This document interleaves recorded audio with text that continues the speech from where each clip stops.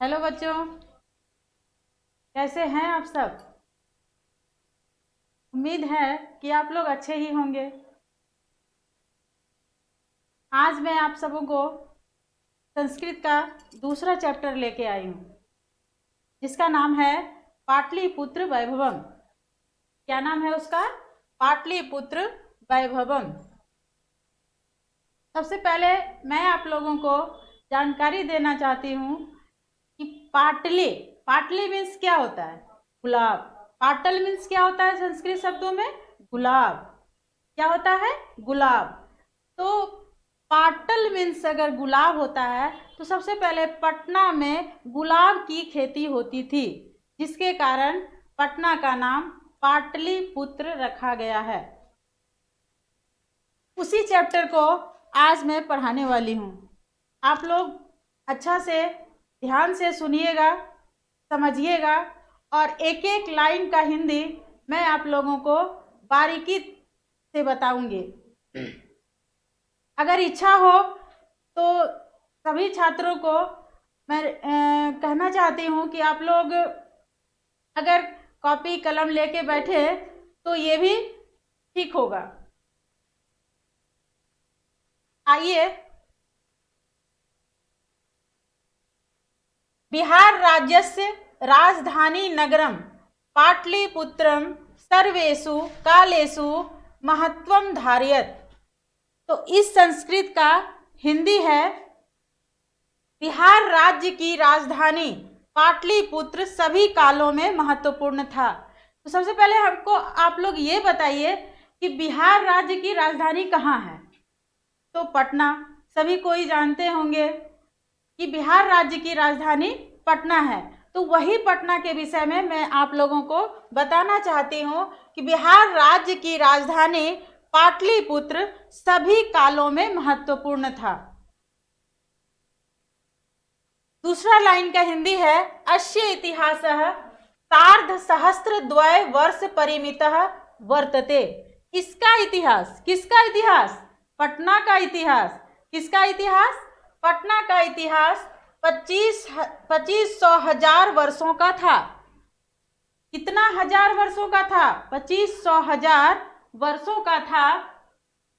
तीसरा लाइन है, अत्र धार्मिक क्षेत्रं राजनीति क्षेत्रं उद्योग क्षेत्रं च विशेषेण ध्यानाकर्षं वैदेशिका यात्रिणः मेगास्थनीजः बाह्यान् वेंगसांग इत्संग प्रभृतयः पाटलिपुत्रस्य वर्णनम स्व संस्मरणम ग्रंथेषु चक्रुः। आइए इसका हिंदी अब जाने हम लोग। यहाँ धार्मिक क्षेत्र कहाँ पे? पटना में। कहाँ पे? पटना में।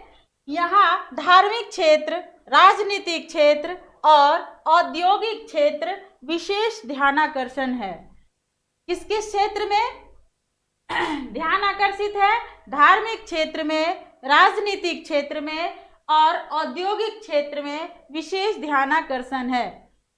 देखिए, अगर आप हिंदी को अच्छा से समझिएगा तभी आप वस्तुनिष्ठ प्रश्नों को जवाब दे सकते हैं, और हिंदी आप अच्छा से समझिएगा तो संस्कृत वस्तुनिष्ठ प्रश्नों को भी जवाब दे सकते हैं।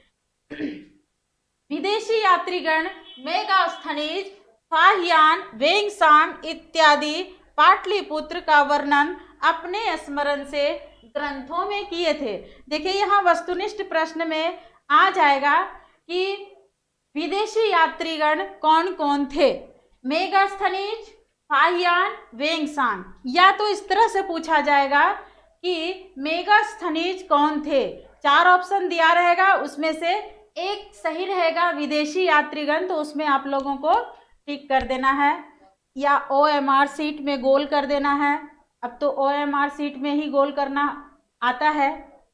तो ध्यानपूर्वक आप लोग हिंदी को सुनिए। पाठेस्मिन् पाटलिपुत्र वैभवस्य सामान्य परिचयो वर्तते। इस पाठ में पाटलिपुत्र का वैभव का सामान्य परिचय है। इस पाठ में पटना का जो सामान्य परिचय दिया हुआ है पटना का वैभव का सामान्य परिचय दिया हुआ है, विशेष विस्तृत नहीं दिया हुआ है। तो सामान्य परिचय के माध्यम से ही जान जाते हैं हम लोग कि पटना में क्या क्या है, कौन कौन सा दर्शनीय स्थल है, और क्या घूमने का स्थान है, कितने हजार वर्षों का इसका इतिहास था, अशोक काल में इसका क्या कैसा था पटना का इतिहास, ये सब इस पाठ में दिया हुआ है। आइए आगे बढ़ते हैं।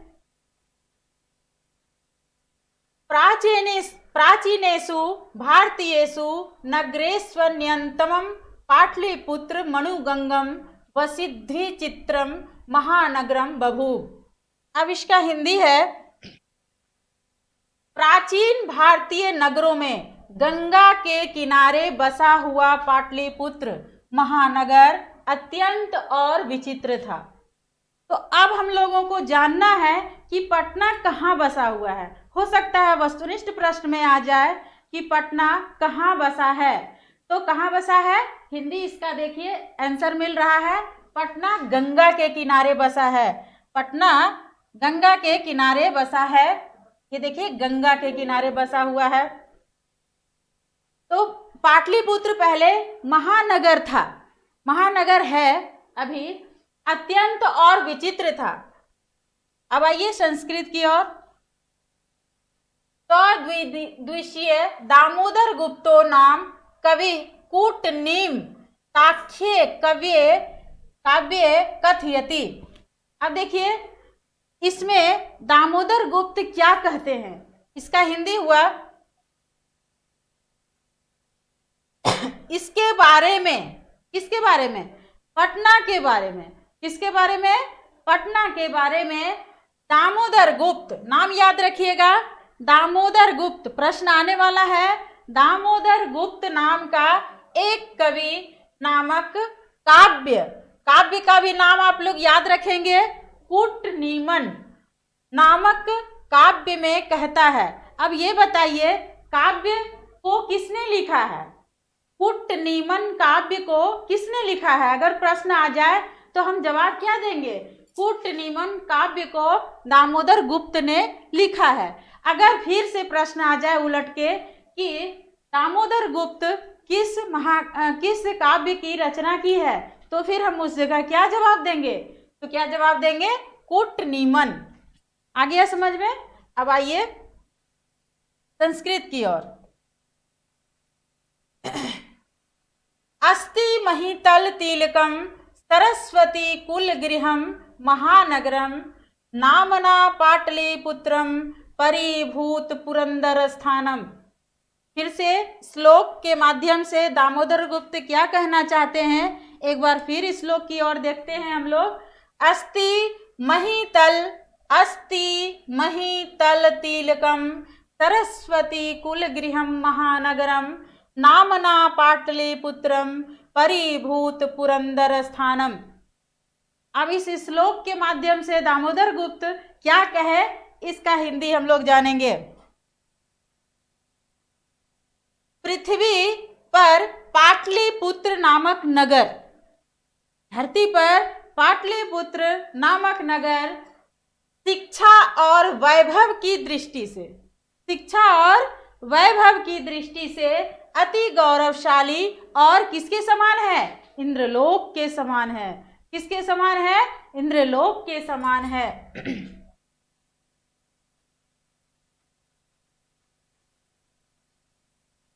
अब देखिए अगला लाइन है, इतिहासे श्रूयते यत् गंगायास् तीरे बुद्ध काले पाटली ग्रामा स्थिता आसीत्। इतिहास से ज्ञात होता है कि युद्ध, यहाँ पे देखिए गलत हो गया थोड़ा सा, आप लोग ध्यान दीजिएगा, यहाँ होगा युद्ध नहीं होगा, यहाँ पे बुद्ध होगा, आप लोग सुधार लीजिएगा जरा सा। बुद्ध काल में गंगा के किनारे पाटली ग्राम, ये पाटली है, थोड़ा मिस्टेक हो गया जी, पाटली ग्राम स्थित था यहाँ, और यहाँ बुद्ध बहुत बार आए थे। अब फिर से इस लाइन को मैं समझाती हूँ। कि इतिहास से ज्ञात होता है कि बुद्ध काल में, इतिहास से हमें क्या जानकारी मिली कि बुद्ध काल में गंगा के किनारे पाटली ग्राम स्थित था। जब महात्मा बुद्ध का समय था तो उस समय गंगा के किनारे पाटली ग्राम, पाटलिपुत्र महानगर नहीं, उस समय जब बुद्ध का काल था, महात्मा बुद्ध का जब भी काल था, तो उस समय पाटली ग्राम हुआ करता था। ठीक है, महानगर नहीं था, पाटली ग्राम स्थित था और यहाँ बुद्ध अनेकों बार आए थे। अब आइए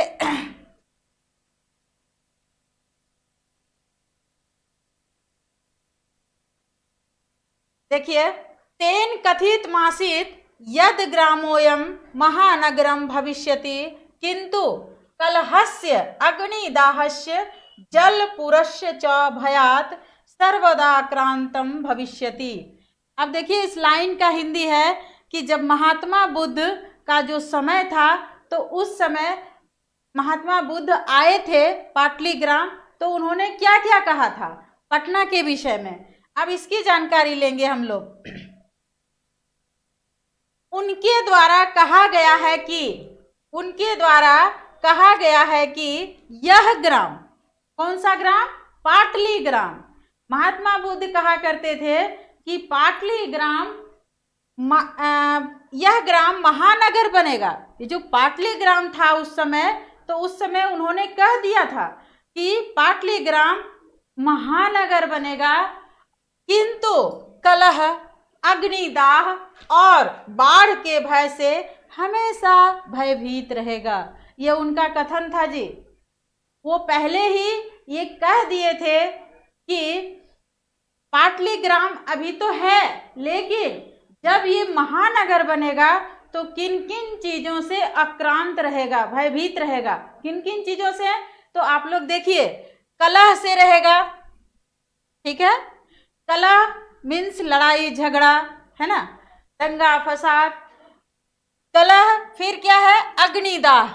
यहाँ पे अग्नि का भी थोड़ा दाह रहेगा, अग्नि के विषय में ज़्यादा इसमें रहेगा, और बाढ़ का भी भय से हमेशा भयभीत रहेगा।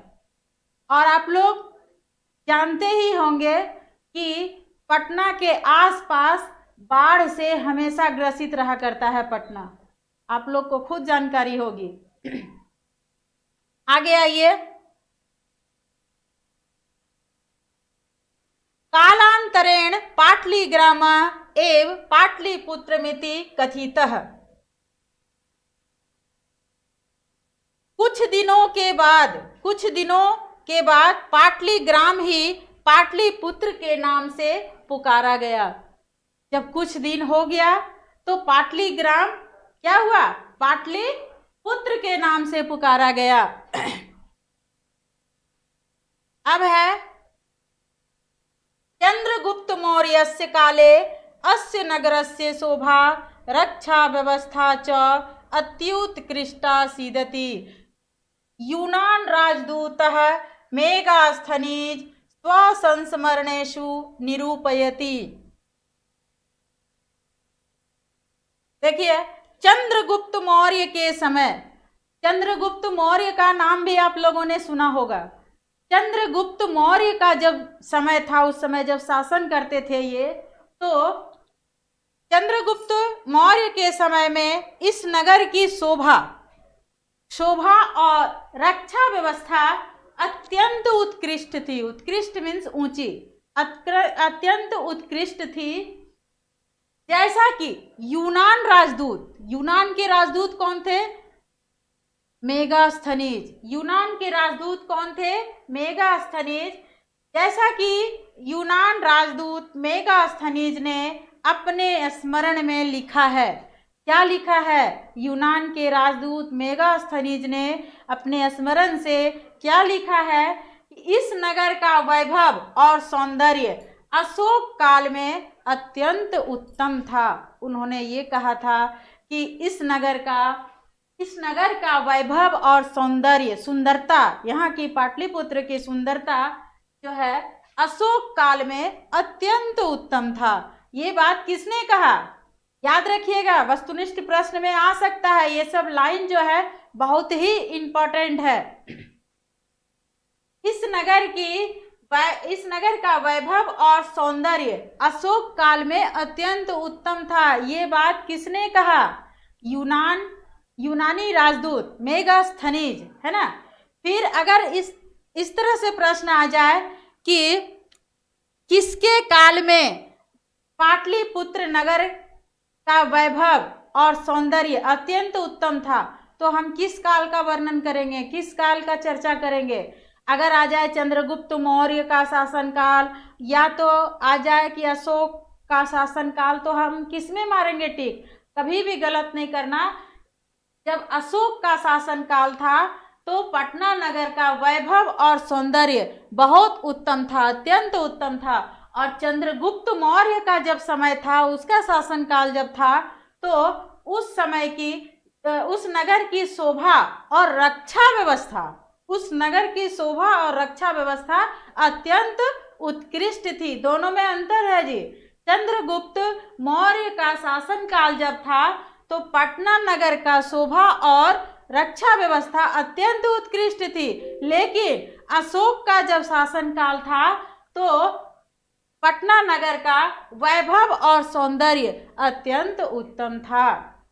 याद रखिएगा, दोनों प्रश्न आ सकता है, कभी गलत नहीं कीजिएगा।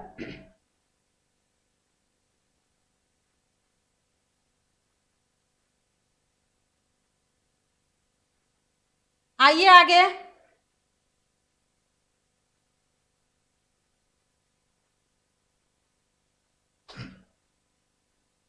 अस्य नगरस्य वैभवं प्रियदर्शिनः अशोकस्य समये सुतरां समृद्धम्। बहुकालं पाटलिपुत्रस्य प्राचीना सरस्वती परंपरा प्रावर्तत इति राजशेखरः स्वकाव्यमीमांसा नामके कवि शिक्षा प्रमुखे ग्रंथे सादरम स्मरति। देखिए, बहुत दिनों तक पाटलिपुत्र का प्राचीन सरस्वती परंपरा, ध्यान दीजिएगा इस लाइन को। सरस्वती परंपरा का मतलब होता है अध्ययन अध्यापन की परंपरा। उसको क्या कहा गया है? सरस्वती परंपरा। क्या कहा गया है? सरस्वती परंपरा। अध्ययन अध्यापन की परंपरा, पढ़ना और पढ़ाना, उसको कहा गया है सरस्वती परंपरा। बनी रही बहुत दिनों तक। फिर से इस लाइन को, बहुत दिनों तक पाटलिपुत्र का प्राचीन सरस्वती परंपरा मीन्स अध्ययन अध्यापन की परंपरा बनी रही। ऐसा राजशेखर ने, ध्यान दीजिएगा इस लाइन को, फिर से वस्तुनिष्ठ प्रश्न में आ सकता है, यही सब आएगा। ऐसा राजशेखर ने अपने काव्य मीमांसा नाम की कवि शिक्षा के प्रमुख ग्रंथ में आदर के साथ स्मरण किया है। अगर वस्तुनिष्ठ प्रश्न आ जाए कि राजशेखर किस काव्य की रचना की है, तो काव्य मीमांसा, है ना। क्या नाम है? काव्य मीमांसा। अगर कहा जाए कि काव्य मीमांसा के रचनाकार कौन है, तो फिर क्या उत्तर देंगे हम? राजशेखर। एक पिछले बार हम लोग पढ़े हैं, पिछले लाइन में क्या पढ़े थे? दामोदर गुप्त किसका रचना किया था? कुट्टनिमन का, ठीक है। और राजशेखर ने किसकी रचना की है? काव्य मीमांसा की। तो आइए अगला लाइन हम लोग देखते हैं। कतिपयेषु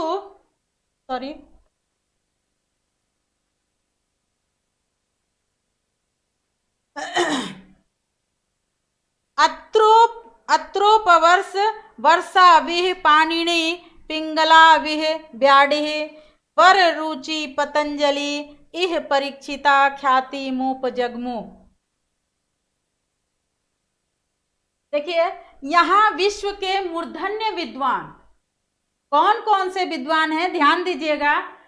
यहाँ विश्व के मूर्धन्य विद्वान उपवर्ष, वर्ष, पाणिनि, पिंगलाचार्य, ब्याडी, वररुचि, पतंजलि। क्या क्या नाम लिए विद्वानों का, ध्यान दीजिए। उपवर्ष, वर्ष, पाणिनि, पिंगलाचार्य, ब्याडी, वररुचि, पतंजलि आदि परीक्षित होकर ही संसार में ख्याति अर्जित किए। इन्होंने, ये विद्वान भी, ये जो विद्वान है ये भी पटना में ही आकर के अपना ख्याति अर्जित किए हैं। ठीक है, आगे बढ़ते हैं हम लोग। कतिपयेषु प्राचीन संस्कृत ग्रंथेषु पुराणादिषु पाटलिपुत्रस्य नामांतरं पुष्पपुरं कुसुमपुरं वा प्राप्यते। देखिए इस लाइन का हिंदी है, कुछ प्राचीन संस्कृत ग्रंथों में, पुराणादि में पाटलिपुत्र का नामांतर पुष्पपुर, क्या नाम था, पुष्पपुर या कुसुमपुर ही प्राप्त होते हैं। देखिए प्राचीन समय की बात कही जा रही है कि प्राचीन समय में पटना का क्या नाम बताया जा रहा है, पुष्पपुर या तो कुसुमपुर, है ना। हम लोग एक पटना का नया नाम भी जान गए, क्या नाम है, पुष्पपुर या तो कुसुमपुर। कुछ प्राचीन संस्कृत ग्रंथों में, पुराण आदि में पाटलिपुत्र का नामांतर पुष्पपुर या कुसुमपुर ही प्राप्त होते हैं। अनेन ज्ञायते यत् नगरास्य समीपे पुष्पाणां बहुल उत्पादनम भवति स्म।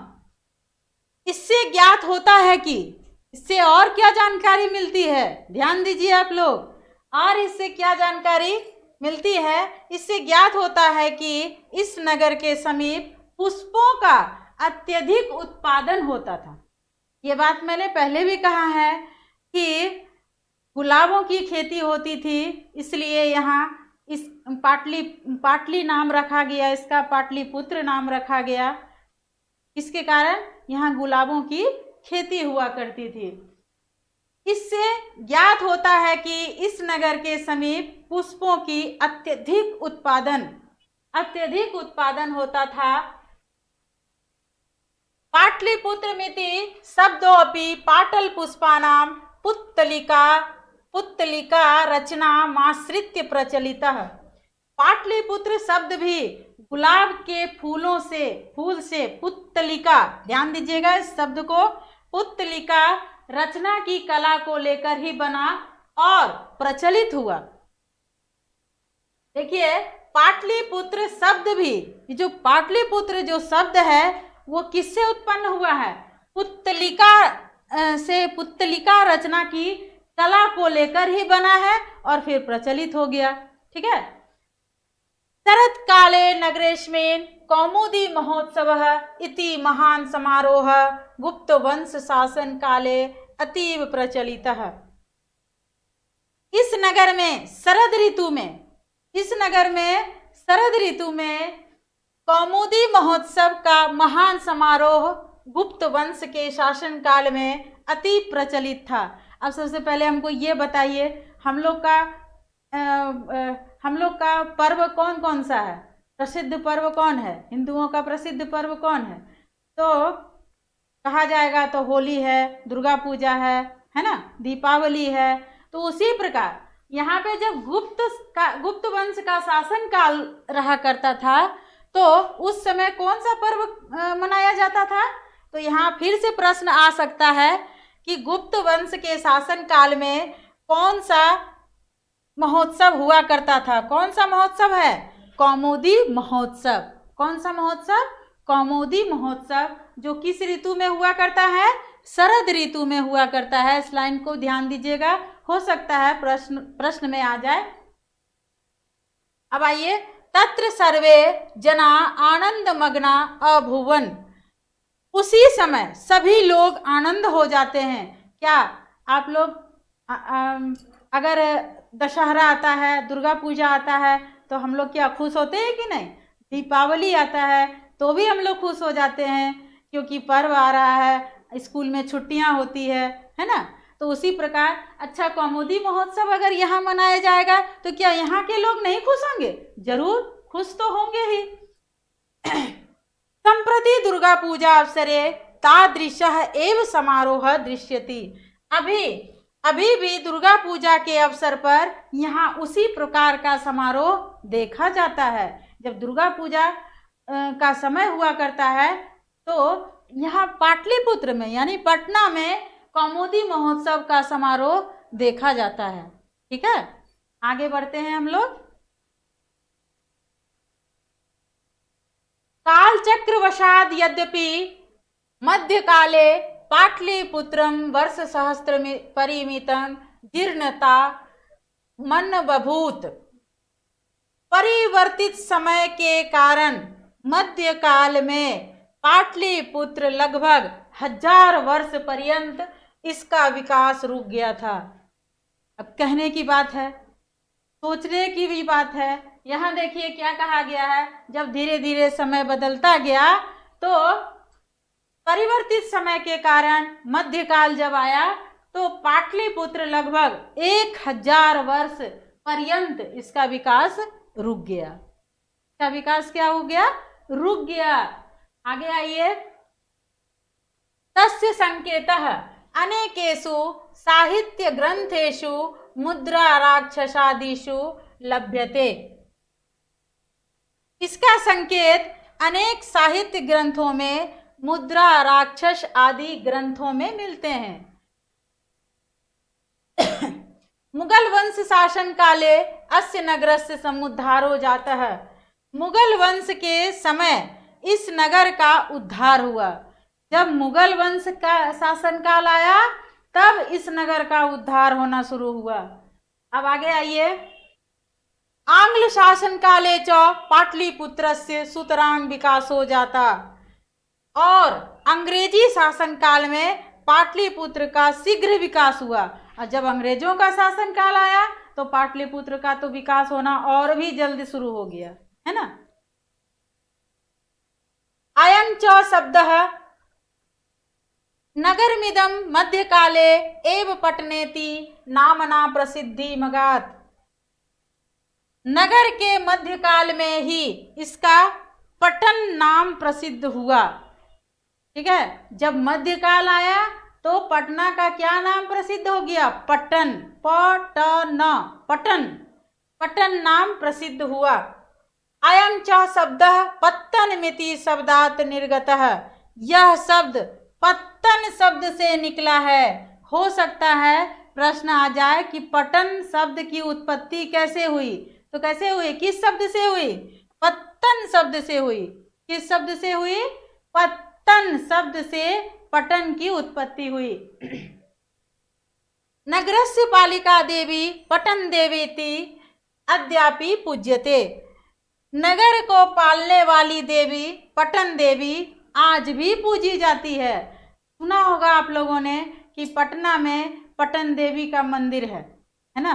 पटना में पटन देवी का मंदिर है, तो यहाँ उनका भी चर्चा हुआ है कि नगर को पालने वाली देवी पटन देवी आज भी पूजी जाती है। ठीक है, अब आगे बढ़ते हैं। संप्रति पाटलिपुत्रम पटना नाम नगरम अति विशालम वर्तते, बिहारस्य राजधानी चास्ति। इस समय पटना नाम का नगर अति विशाल और बिहार की राजधानी है। सभी कोई जानते होंगे कि पटना बिहार की राजधानी है। वही लाइन यहाँ पे आया है कि इस समय पटना नाम का नगर बहुत ही विशाल ये नगर है। अब बुद्ध काल में, फिर से उस लाइन को दोहरा रही हूँ, बुद्ध काल में पटना महानगर था क्या? नहीं ना, पाटली ग्राम था, है ना। अब इस समय क्या हुआ? पटना नाम का नगर अति विशाल और क्या है? बिहार की राजधानी है। अनुदिनं नगरस्य विस्तारं भवति, अस्योत्तरस्यां दिशि गंगा नदी प्रवहति। दिन प्रतिदिन नगर का विस्तार हो रहा है। दिन प्रतिदिन नगर का विस्तार होते ही जा रहा है। अब देखिए, इसके उत्तर में गंगा नदी बहती है। अब ये लाइन भी आप लोग ध्यान से देखिए, सुनिए, समझिए, और हो सकता है प्रश्न आ जाए कि गंगा नदी किस दिशा में बहती है। तो किस दिशा में बहती है? उत्तर में बहती है, उत्तर दिशा में गंगा नदी बहती है। ठीक है।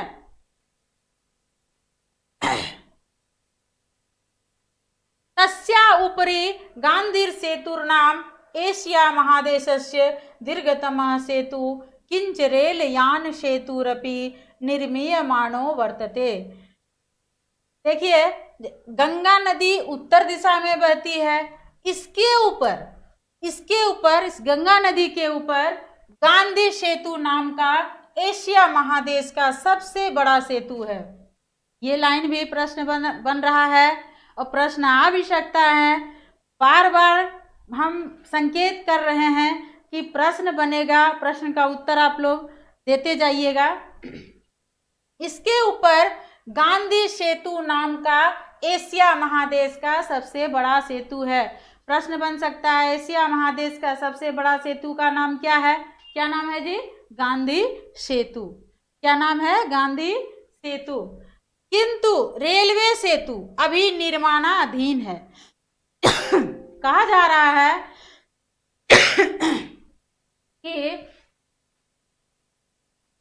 गांधी सेतु एशिया महादेश का सबसे बड़ा सेतु है, किंतु रेलवे सेतु अभी निर्माणाधीन है।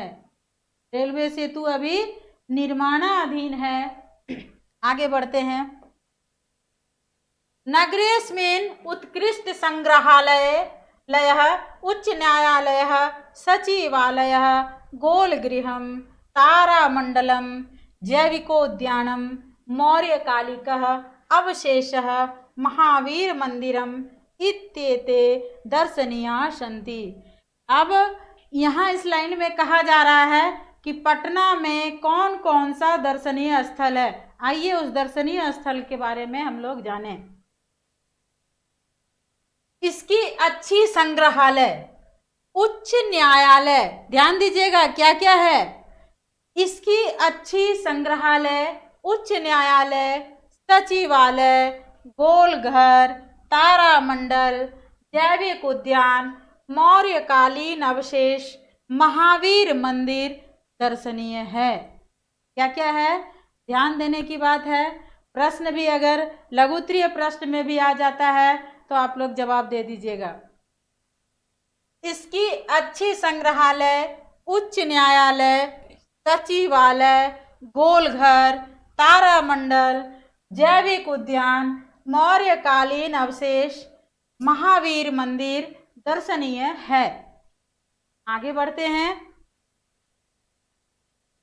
प्राचीन पटना नगरे सिख संप्रदायस्य पूजनीयम स्थलम दशम गुरो गोविंद सिंहस्य जन्मस्थानम गुरुद्वारेति नामना प्रसिद्धम वर्तते। अब आइए हम लोग देखेंगे कि और क्या चीज है पटना में। प्राचीन पटना नगर में सिख संप्रदाय के द्वारा पूजनीय स्थल दसम गुरु गोविंद सिंह, 10वें गुरु गोविंद सिंह का जन्म स्थान गुरुद्वारा के नाम से प्रसिद्ध है। फिर से यहाँ प्रश्न बन रहा है कि सिख संप्रदाय के 10वें गुरु का नाम क्या है? क्या जवाब देंगे? सिख संप्रदाय के 10वें गुरु का नाम गुरु गोविंद सिंह है। और उनके जन्मस्थली को क्या कहा गया है? उनके जन्म स्थान को क्या कहा गया है? गुरुद्वारा कहा गया है। गुरुद्वारा के नाम से प्रसिद्ध है। उनका जन्म स्थान जो है गुरुद्वारा के नाम से प्रसिद्ध है। यहाँ देश के तीर्थ यात्रीगण दर्शन करने के लिए आते हैं। यहाँ देश के तीर्थ यात्रीगण दर्शन करने के लिए आते हैं। आएंगे ना? जब भी यहाँ पटना में कोई लोग आता है, घूमने के ख्याल से आता है, तो यहाँ ये सब जरूर देखता है। तारामंडल देखेगा, गोलघर देखेगा, सचिवालय देखेगा, है ना, फिर जैविक उद्यान देखेगा, फिर गुरुद्वारा भी देख सकता है ना। तो हम लोग जान गए कि गुरु गोविंद सिंह के जन्म स्थान को क्या कहा जाता है? गुरुद्वारा। और सिख संप्रदाय के 10वें गुरु का नाम क्या है? गुरु गोविंद सिंह है। एवं पाटलिपुत्रम प्राचीन कालात् अद्यावधि विभिन्नेषु क्षेत्रेषु वैभवं धारयति सर्वं च संकलित रूपेण संग्रहालय दर्शनीयमिति। पर्यटनम चित्रम नगरमिदं महत्वपूर्णम। इस तरह पाटलिपुत्र प्राचीन काल से अब तक विभिन्न क्षेत्रों में वैभव यानी गरिमा धारण करता है। उन सबों को संकलित रूप में संग्रहालय जाकर देख सकते हैं। पर्यटन मानचित्र में यह नगर बहुत ही महत्वपूर्ण है। घूमने के ख्याल से यह नगर बहुत ही महत्वपूर्ण है।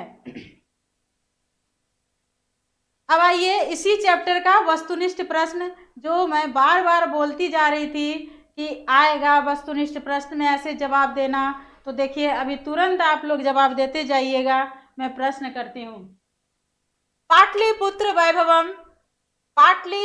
वैभवम पाठ में किस नगर का वर्णन है? ये हिंदी टाइप का क्वेश्चन है। आप लोग ध्यान दीजिएगा, जब भी प्रश्न पत्र में पूछा जाएगा तो कुछ हिंदी टाइप के भी प्रश्न रहेंगे और कुछ संस्कृत के भी प्रश्न रहेंगे। जिस तरह से प्रश्न आएगा उस तरह से आप लोग जवाब दीजिएगा। ये हिंदी टाइप का प्रश्न है तो हम लोग हिंदी में जवाब देंगे, और वो भी हम तो सिर्फ आंसर लेके आए हैं। आप लोग को 4 ऑप्शन दिया जाएगा, उसमें से 3 गलत 1 सही रहेगा, तो आसानी से आप लोग जवाब दे सकते हैं अगर विषय को पढ़िएगा तब।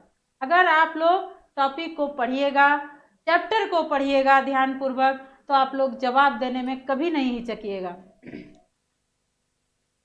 पाटलिपुत्र वैभवम, ये तो पाठ का नाम है, आप लोगों ने जाना है।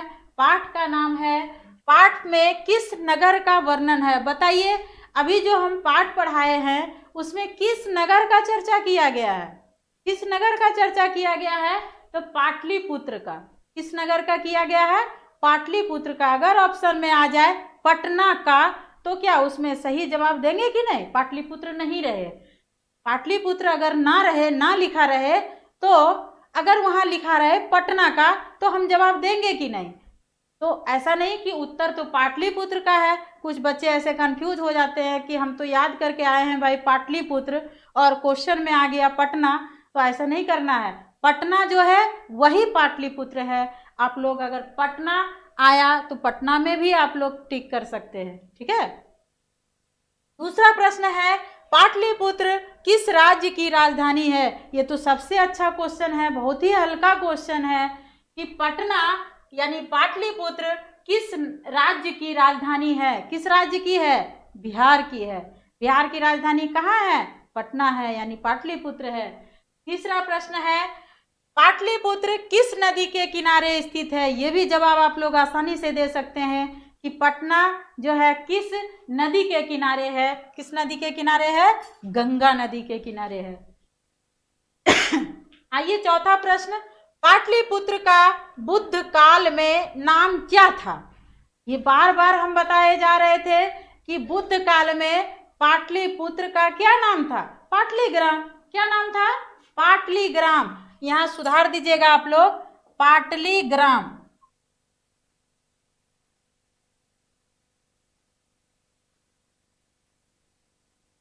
पाटलीग्राम।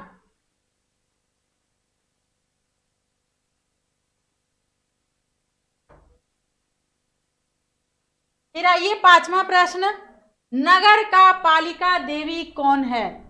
नगर को पालने वाली देवी का क्या नाम है? पटना में जो पालने वाली देवी है, नगर की पालन करने वाली जो देवी है, उनका नाम क्या था? कोई देवी का नाम तो हम लोग पढ़े होंगे, है ना? तो वो देवी का नाम क्या है?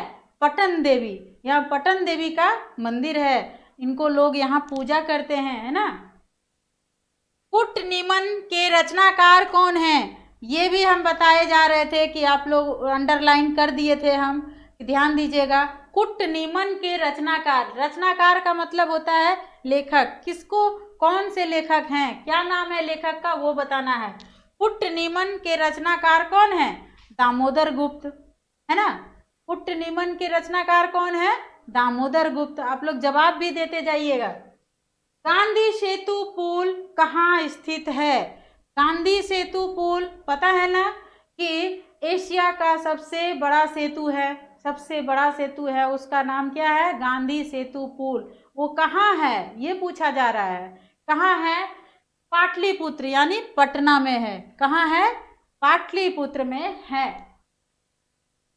आइए 8वां नंबर प्रश्न है, पाटलिपुत्र में किस महापुरुष का जन्म स्थल है, कौन से महापुरुष का जन्म स्थली है, जन्म स्थान है, बताइए कौन सा ऐसा महापुरुष है जिनका जन्म स्थान पटना में है।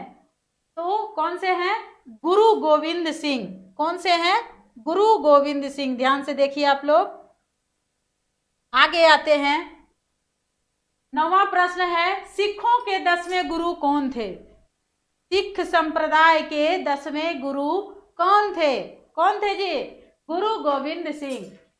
10वां प्रश्न है, चंद्रगुप्त मौर्य किस वंश के संस्थापक थे, किस वंश के थे, चंद्रगुप्त मौर्य किस वंश के संस्थापक थे। तो यहाँ देखिए आंसर भी हम लोग अगर नहीं याद है तो ध्यान रखिएगा, यहाँ मौर्य आया तो ये मौर्य वंश के हैं, है ना, ये मौर्य आया तो ये मौर्य वंश के हैं।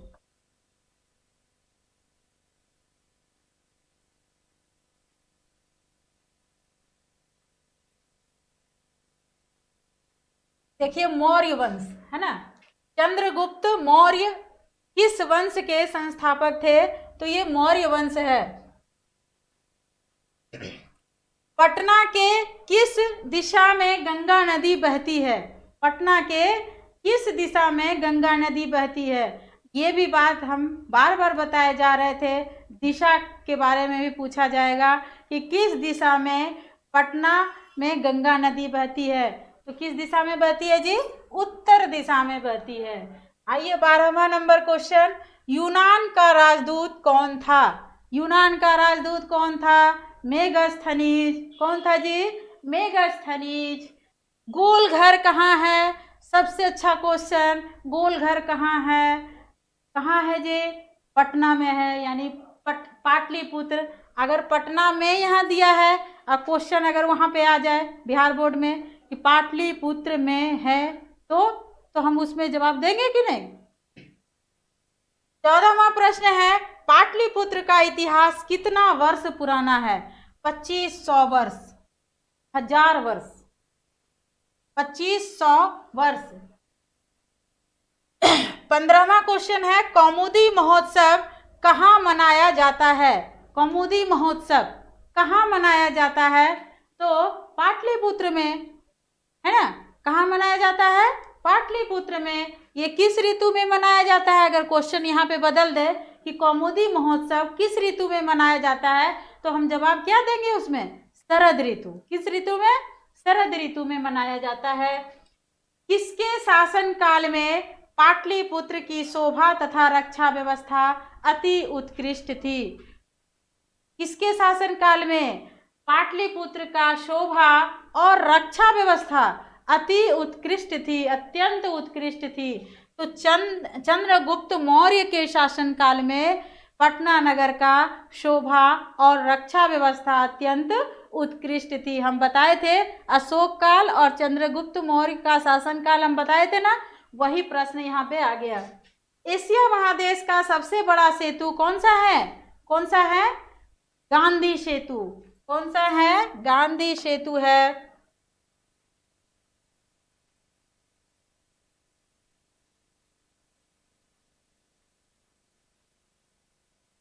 हो गया।